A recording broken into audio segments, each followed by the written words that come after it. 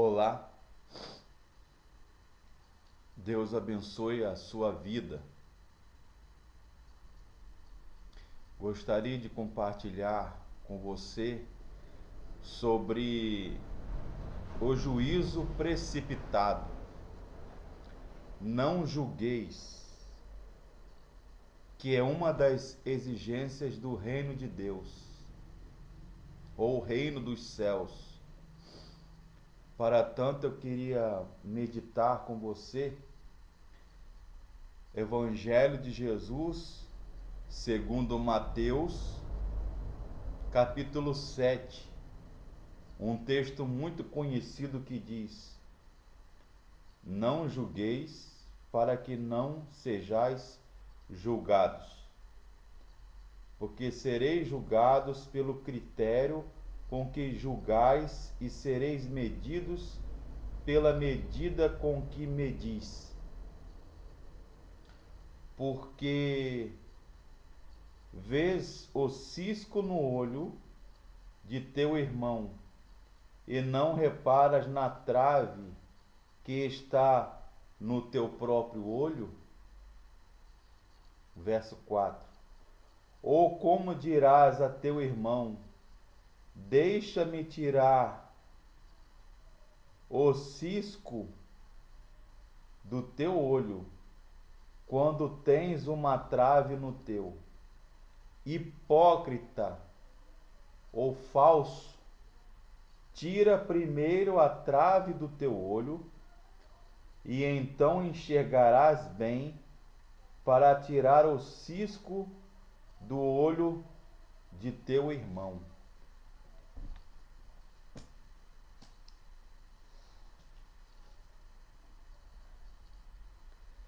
Com esta passagem, Jesus está condenando o pré-julgamento ou a falta de perdão do outro. Perdão vem de uma palavra latina que é perdão, é pela graça. Graça significa dom inefável, favor imerecido do amor de Deus.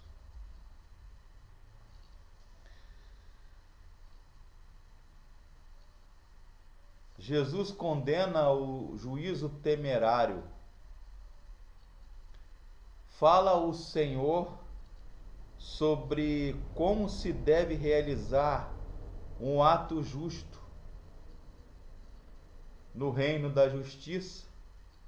O reino de Deus é extremamente um ato de justiça,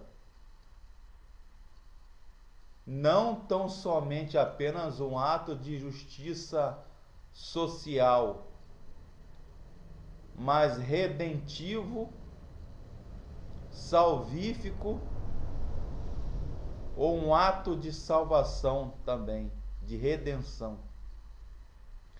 Deve-se fazê-lo tendo como modelo a totalidade da integridade da própria ação divina. O problema é, caros ouvintes, que quando nós julgamos alguém, nós estabelecemos critérios próprios sobre o bem ou o mal e julgamos desalmadamente, ou seja, julgamos segundo os nossos padrões, os nossos critérios, nossos padrões de justiça. Aliás, é muito fácil julgar o outro sem conhecê-lo, e mais ainda condená-lo. Quem o faz entra na economia divina, arroga-se um direito que não tem, de julgar os outros. E por isso é ele mesmo condenado. Há ainda o tripudiar sobre a reputação alheia, ou pisar a falta do outro, o pecado do outro, as transgressões, as escorregadelas e deslizes do outro. Jesus proíbe o julgamento precipitado, malicioso e tendencioso e injusto, julgamento que nasce do desejo de contar novidades, ou seja, coceira na língua de quem conta, ou coceira no ouvido de quem ouve.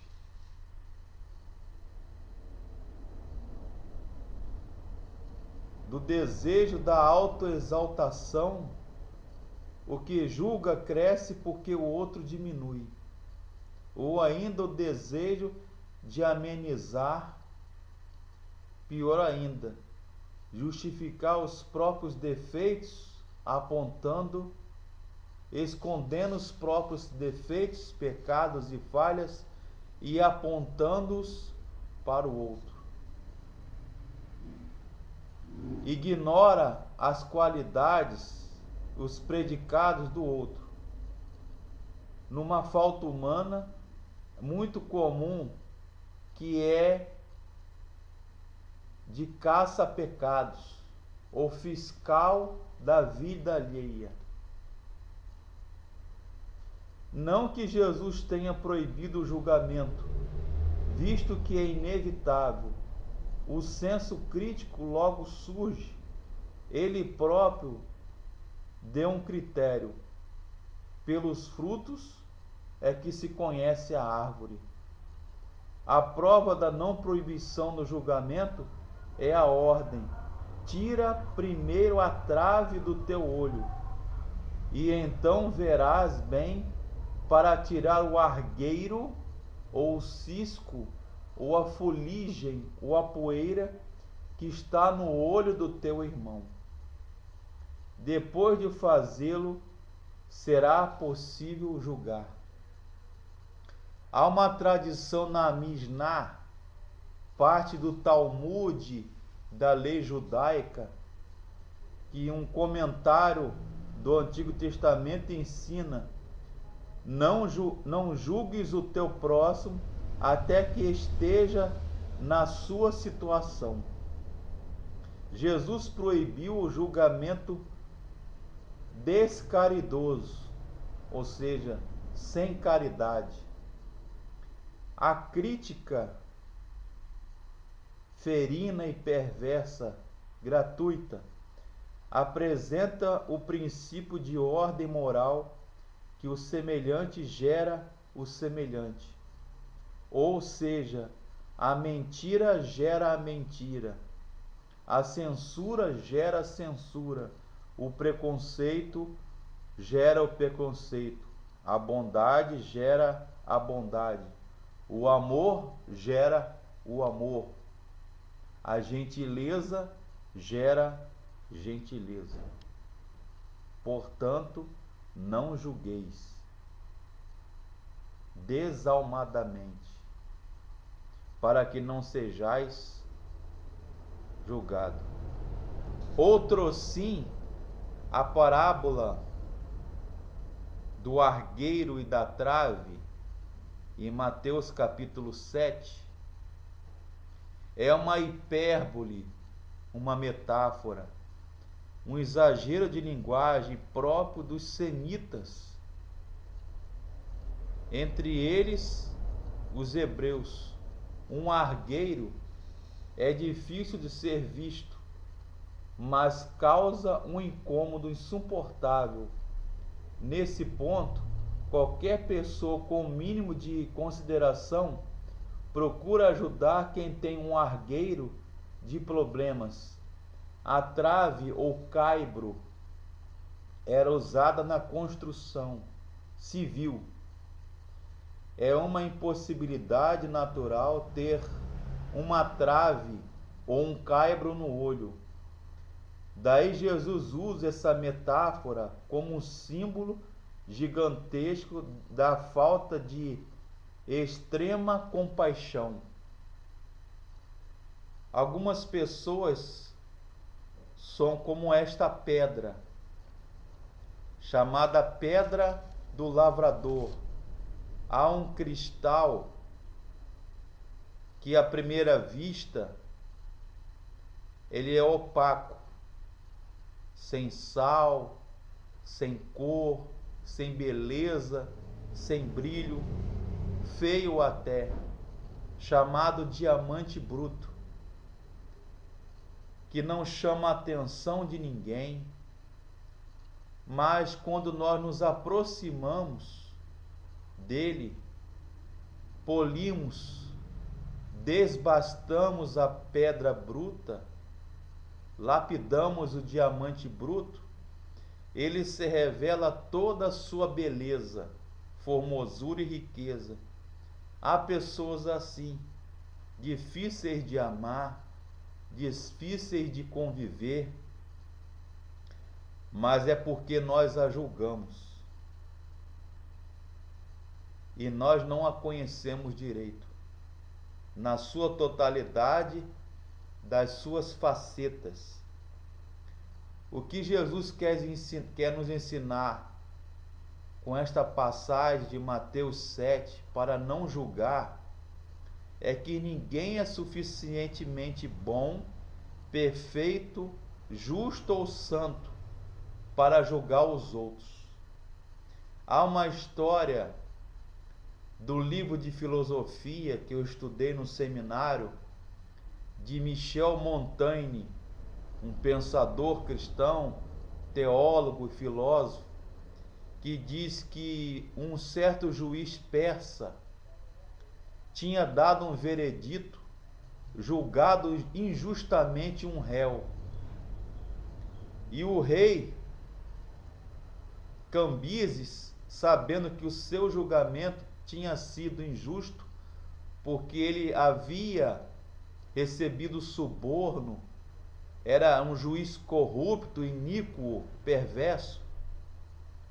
Então o rei Cambises mandou prender esse juiz persa, mandou matá-lo, esfolá-lo, tirar a sua pele, e com a sua pele, a sua carne, ele adornou, ele enfeitou o trono e a cadeira dos juízes persas, onde eles julgavam e davam as suas sentenças, os seus vereditos.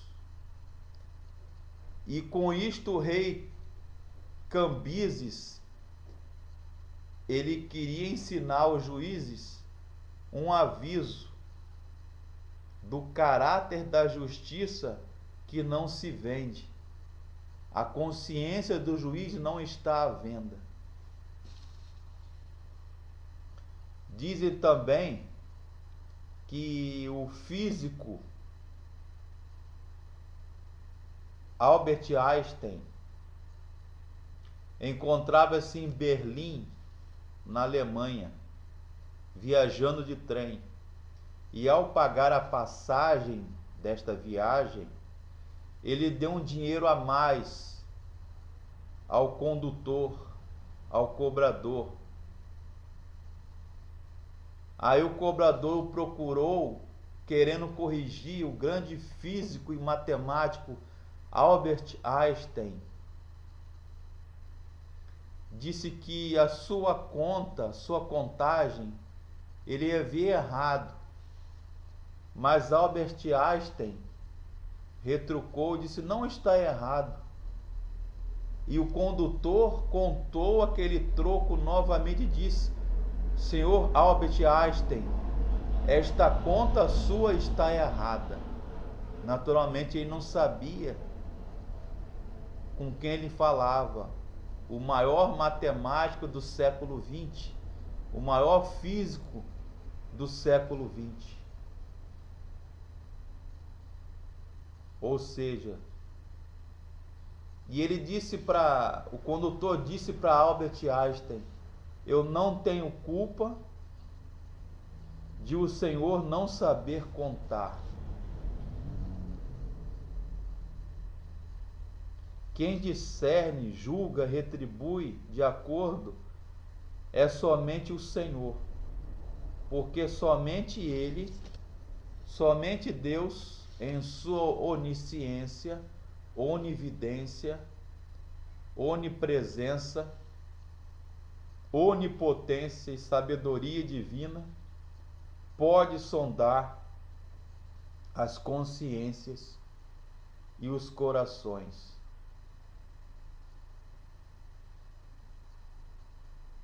Nós não devemos julgar e censurar diante de um irmão que peca, que erra, porque nós somos pecadores, pecadores arrependidos, pecadores salvos por Jesus.